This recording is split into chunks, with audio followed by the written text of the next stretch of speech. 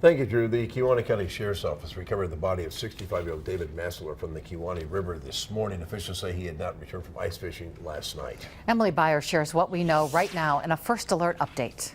Officials tell us this incident is not suspicious in nature.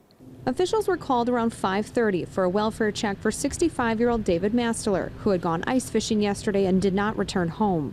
Several departments responding to this call, including the Sheriff's Office, the Kewaunee and Luxembourg Fire Departments, as well as the Door County Dive Team and the DNR. Authorities found Massler's vehicle and fishing equipment near the Kewaunee River. Around 10 o'clock this morning, his body was found and recovered from the river. On the Kewaunee River, there is what we call a shelf of ice. Along the shores, you are able to go out. But again, with current on a river, that the condition of that ice can vary greatly with the current and, of course, what you've seen with the warming temperatures. So unfortunately, the ice was not strong enough to sustain. There was an incident and would have gone through the ice into the water.